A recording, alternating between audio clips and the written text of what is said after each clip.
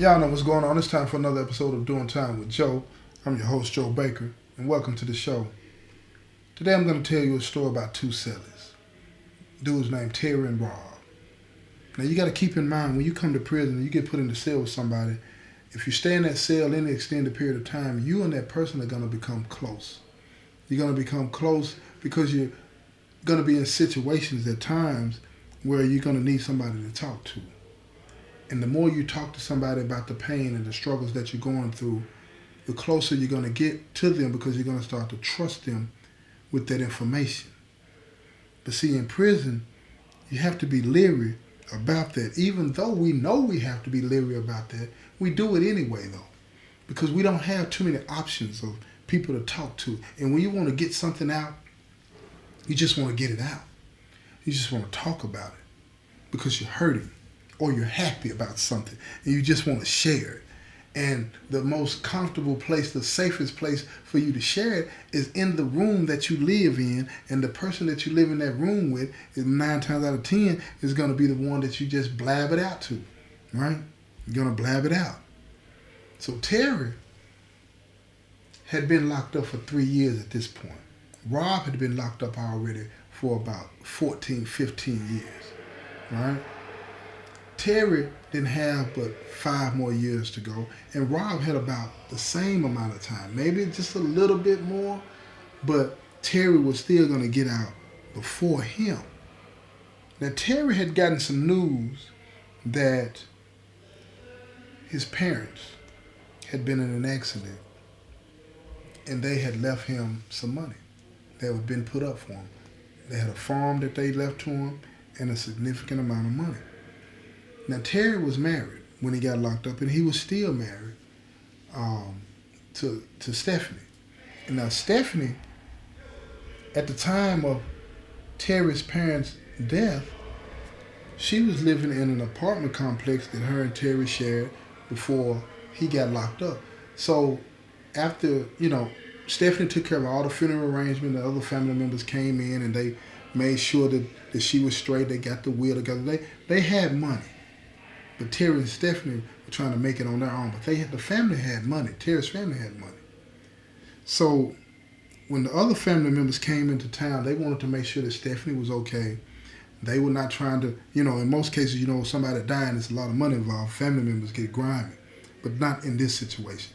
They wanted to make sure that Stephanie was okay, that this money that had been left to Terry was going to be put up and everything was going to be fine. And the house, the farm that they had inherited, was going to be okay. So they stuck around for about 6 months, a year, something like that, to make sure everything was straight. And they went to visit Terry at the prison, talked to him and all these types of things, and helped Stephanie out. Got everything set up right, because they told him, look, when you get out, we want you to be able to go on with your life and honor your mother and father by doing the right thing. And he was intent on doing that.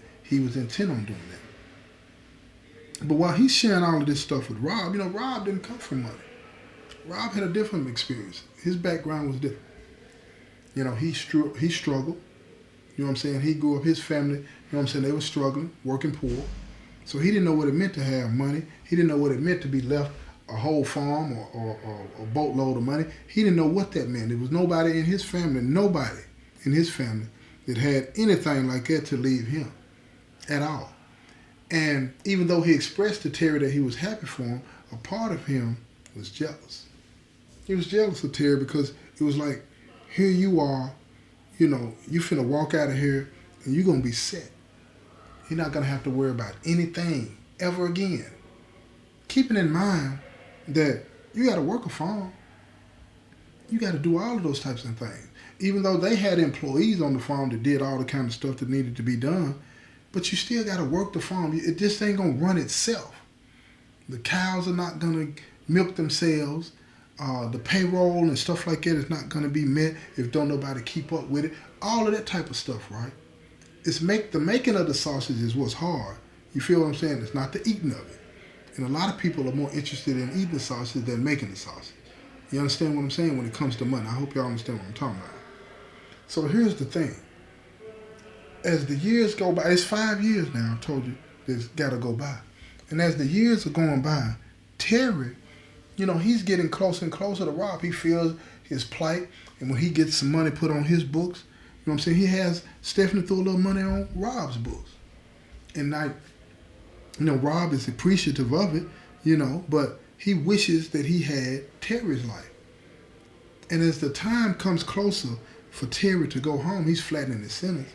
Rob gets more and more agitated with the prospect of like, well, back to the basics. I'm not going to be able to, continue to have money put on my books and all that. He's trying to make preparations for when things are going to go back to where it was before he met Terry. But Terry tells him, and you my brother now. They have really bonded over the years, as far as Terry thought. You my brother now. And I'm going to make sure that you still have when I get out. And when you get out, if you need any help, just call me and I got you. And Rob, he didn't know how to take that. Because over the years, you hear that in prison, y'all. People get out of prison that's been around you for years or whatever the case may be. They tell you, man, I got you. Here's my number. Call me, this, and that, and the third. And you might call them 2 or 3 times and nothing. Or you might call them and you might need something because they understand the struggle in here. And they'll say, man, I got you. And then the next time you call, the number don't ring right or it's been disconnected, or they tell you that I ain't got it this week, I'll get it for you next week, and all this and that. And then 1 week turns into a month, and a month turns into 6 months, and now you already know what it is. So Rob was worried about that. And he told Terry, he said, man, don't lie to me, man. And Terry told him, I ain't got no reason to lie to you. He said, I'll show you better than I can tell you. So the day came for Terry to get out. And when he got out, day one, he stopped and had some money put on Rob's books. And when Rob called him, because he left the number, he told Rob to call him that night so he could let him know that everything was okay. So when Rob called him, he said, man, go check your books, man, in the morning, man. I just had some money put on your account today, and so on and so forth, and you're going to get that every month, so don't even worry about it. Just buy what you need, you're going to be straight. And Rob was thankful to him and all this, and then they sat on the phone and talked a few minutes. But it was awkward because he really didn't know what to say. He really didn't believe that Terry was going to keep his word and all this and that, and he did. And he did. So every month, Terry would have money put on Rob's book so he would be straight. Keep everything 100 and solid so he would be straight.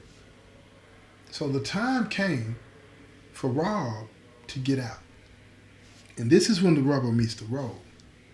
Rob was about to get out. So he started making preparations to where he was going to live. He didn't have any significant money.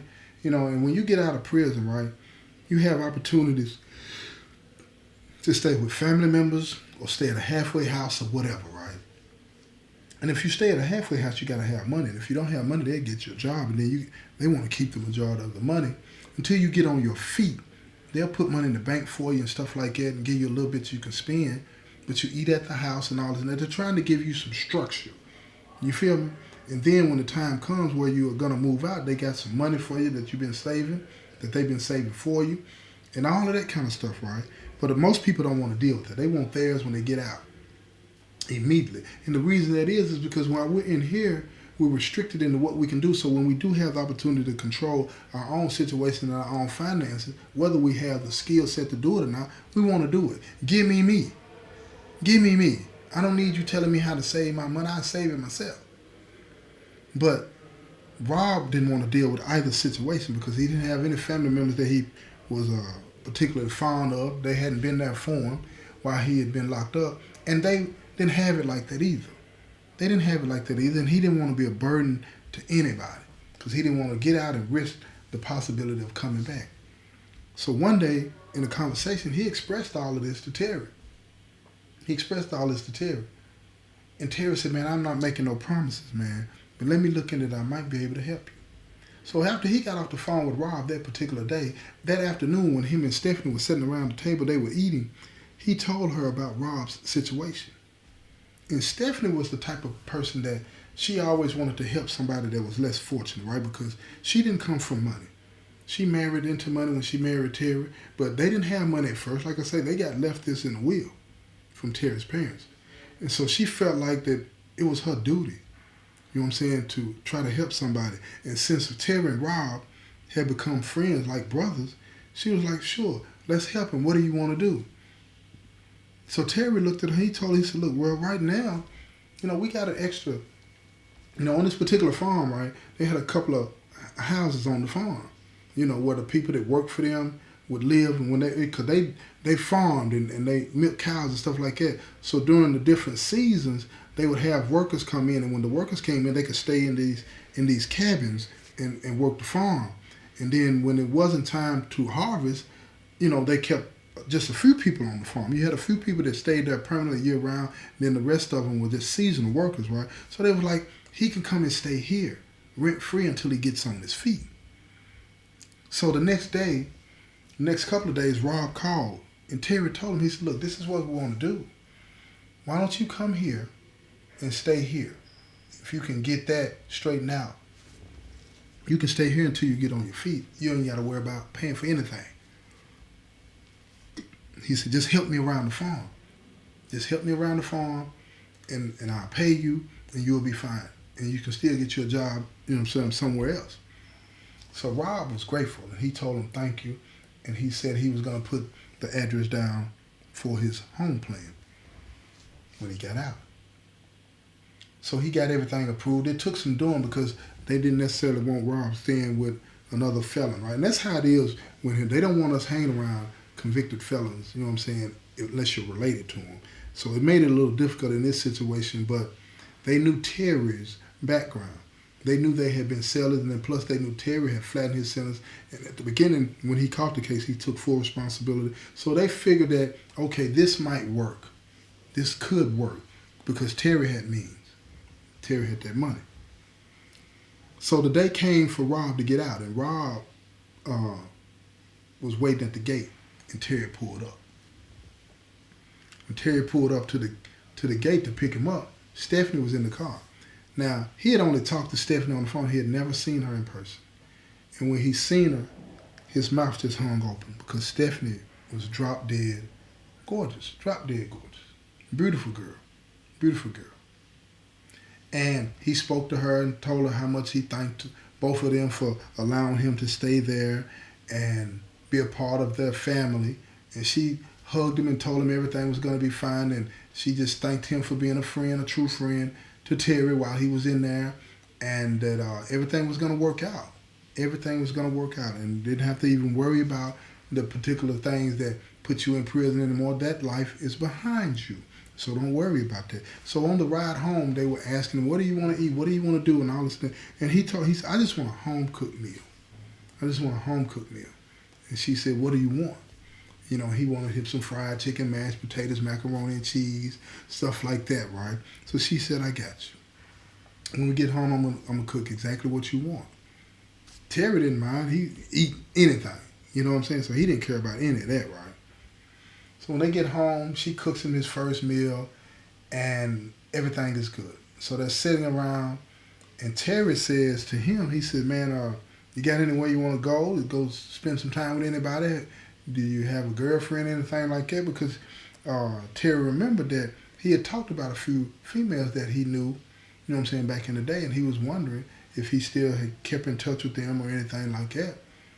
So Rob told him, no, it was nobody. He had nobody in his life, so he didn't have anywhere that he needed to go to meet anybody, right? Now think about it. You're just getting out of the penitentiary. You know what it is. But that night, he didn't go anywhere. He didn't go anywhere. And the thing came about to where, later on that night, Terry and Stephanie, they went to their room, and Rob, he went to the it's like a bunkhouse outside the house. So he went to the bunkhouse, and when he went to the bunkhouse, he just sat in there. He got all of his stuff together, and he was just sitting in there, just wondering what he was going to do with his life, and wonder what it was going to be like to work on a farm, because this is a real industrial farm. So Terry went out there to make sure that he was straight and to see if he needed anything. And he had his own, it was like his own crib. He had his own kitchen. The refrigerator was fully stocked with whatever he needed, bed, everything. And it was all to him, all to himself. He didn't have to worry about anything. There was a phone in there, computer, all of that kind of stuff. He didn't have to worry about a thing. And he told Terry that he didn't feel right. He felt like he was taking advantage. And Terry told him it's not like that. He said, you're my brother. But keep in mind, they had only been knowing each other for the 5 years that they were in there together. So at the end of the day, at that conversation, Terry went back in the house. And Rob was watching him. He was watching him as he was walking away. And a streak of jealousy just ran on through him. And he was looking at him. And he was like, why should he have all of this and I have nothing? So he started to look at Terry as somebody that didn't deserve to have what he had. He had all the breaks in life. He had done all the stuff, that everybody else does, but here he is with a big old farm, a beautiful wife, plenty of money, and he was in prison with me. He ain't no better than me. But then I get out and I'm living in a bunkhouse. I don't have nothing. He literally didn't have any money other than the money that the prison had given him when he left. That's it. He ain't had no money saved or nothing. All the money that Terry had been sending him, he had used that to buy commissary and the things you need in prison. So he didn't have the opportunity to save anything, and he even started looking at that sideways. He was only sending me $100 a month. Why not 1,000? Why would it just 100? Just being ungrateful about it because he was sour on the situation, his situation. So that night when he laid down in the bed, he said, I'm going to have everything that he's got. I'm going to work my way to that. And for a while, he was using that as the fuel to get him to get up in the morning and work hard and do all of these types of things. But what he didn't understand is that he was working a farm. You don't make a lot of money, but you do a lot of hard work. But he didn't have any bills to pay, so Terry had him set up where he could save all your money in the bank. Save all your money until you get on your feet and you get ready to roll. And he's working month after month and he's saving his money. But now he's starting to feel like he's not a man because he's not paying his way. So he tells Terry, I'm going to start paying for my meals. Like the other people that work here, they take a little bit out of the check so that they can eat. And he said, that's not necessary. He said, man, I can't keep laying around here and not paying nothing. I don't feel right. So Terry worked out some arrangement with him and he started paying rent and he started paying for his food. But see, Rob, even though he initiated that, he started to look at it like, now he's taking advantage of me. He's taking advantage. He got all this money and now he's taking from me. See, when you're in prison, your mind gets twisted. Your mind gets twisted. Especially when you're dealing with somebody that has more than you. You'll start to think that person thinks that they're better than you, even if they're helping you. And that's not what Terry was on. He really wanted to help Rob get through this thing so he could be successful in the free world. But he couldn't see that. He couldn't see that. And his mind was getting all cloudy and twisted. So one day, when Terry had to go in town to the bank, Rob is working and he goes by the house. And when he goes by the house, he knocks on the door and nobody answers. So he turns the knob and opens the door and he goes into the door and then he yells out, is anybody in here? Is anybody in here? And Stephanie said, yeah, I'm upstairs. I'll be down in just a second. He said, oh, okay. So he's lounging around, walking around downstairs, and then he goes into the kitchen, and then something tells him to walk upstairs. Ain't nobody told him to go upstairs, but he starts to tiptoe up the steps. And as he tiptoes up the steps, he sees Stephanie. The door is cracked to the bedroom. And he sees Stephanie in the bedroom. She's walking around, putting her clothes on. Evidently, she had just gotten out of the shower. She's getting dressed. And she's dressed, you know what I'm saying? But you could see that she's not fully dressed. Let's put it that way. So he looked, And when he looked, he slowly backed his way away from the door and got back downstairs. And when he got back downstairs, a few minutes later, she came downstairs. She said, "Hey, what's going on, Rob? How you doing? Is anything I can do for you?" And he told her, he's like, "Nah, I was just looking for Terry." And she said, "He went in town to the bank to take care of some stuff. He'll be back later. So what do you want me to tell him, anything?" And he was like, "Nah, I'll be back around later." So later on that afternoon, when Terry got back home, she told him that Rob came by looking for you, so you might need to go see what he wants. So Terry goes out there to check and see what he wants, and Rob doesn't even remember. He's like, "No, I don't think, I wasn't up there. I wasn't up there." Now his conscience is getting to him because he feels bad. He's wondering if she saw him. So he just flat out lies to Terry that he wasn't even there. So he said, "Oh, okay, Stephanie must be mistaken." So when he went back to the house, he said, "No," he said he hadn't even come to the house, and Stephanie was like, "That's not true. That's not true." Let me explain something to you real quick. See, Stephanie, she didn't come from money, like I said. She didn't come from money. And she pays attention to everything. She pays attention to everything. And she said, "Rob was in this house today looking for you. Period." And Terry said, "Well, we ain't gonna worry about it. Don't make a big deal out of it." And she said, "Okay, I'm not gonna make a big deal out of it, but I'm not gonna let somebody say that, I told a lie to you. I don't lie." And he said, "No big deal." He said, "I believe you, baby." And they left it at that. But that made Stephanie start to pay more attention to Rob. But then she factored in, because she's one of those types of people that tries to do what she can for people. She factored in that, wait a minute, that penitentiary stuff might be messing with him. You know what I'm saying? Or he could have just forgot. She's looking for a reason to justify it. Make it right. You understand? So she just let it ride. She just let it ride. So every now and then, for the next month or so, every time Terry would leave or be away from the farm, it's more of a ranch though, but every time he would be away from the ranch, Rob would make his way to the house. And now he's paying attention to everything. He's seeing what type of doorknobs the lock is and the windows and all that. He's casing the joint. He's casing the joint. He's trying to see what Stephanie's got going on up in there. He's looking around. Now some of the other people that work on the farm, they're asking him, "What are you doing? Why are you not out here helping us?" And he goes big boy on him and tells him, "Look, I ain't got to worry about that. Me and Terry brothers. Just mind your business." And like I say, he went big boy on him because he been locked up. They were a little spooked to that. You know what I'm saying? But these are people that work with their hands. They ain't trying to hear none of that. They're not scared of him, but you're a little leery. You've been locked up for a long time. You got to make sure this dude don't clock out or something, because they got families and they don't want to be doing anything reckless that could cause them to be taken away from their families anyway, one way or the other. You understand what I'm saying? So they start to tell Terry, said, "Man, look, something's wrong with your boy.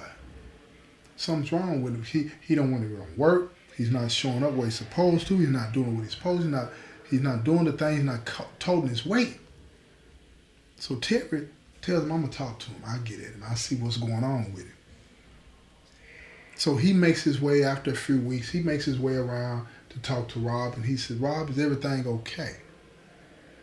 And Rob tells him, "Yeah, what do you mean?" He said, "Well, I'm hearing that you're not doing what you're supposed to do at the job. And, you're wandering off. You're walking around looking through the window at the house and all this and that." And it spooks Rob. It spooks him because he knows that that's the truth. But he's like, "That's a lie. So I'm working hard around here. I'm not doing this and that." He said, "These guys is working out here. They're just jealous of our friendship. They're jealous of us." So Terry looks at him and he doesn't know how to take it. He thinks something is fishy here, but at the end of the day, he gives Rob the benefit of the doubt because he spent so much time with Rob in prison. You know what I'm saying? And they were brothers in prison and they looked out for each other. And he chalked it up, well, he's just struggling. He had read about this type of thing. People that do a lot of time in prison, when they get out, they have a hard time readjusting. So you got to be patient with them. You got to give them time to readjust. So he goes back, Terry does, he goes back and he has a conversation with Stephanie about it. And he tells her all the things going on. So he said, look, just be more alert, pay more attention around the house, because we got to make sure that he gets through this rough patch. It's that first 1 to 3 years where most people that get out of prison end up going back. So we got to be more diligent and pay attention. So he told all the other workers on the farm the same thing. Give him time. Be patient. We're not going to be, putting a lot of pressure on him. We got to give him time to adjust. He's been locked up for a while.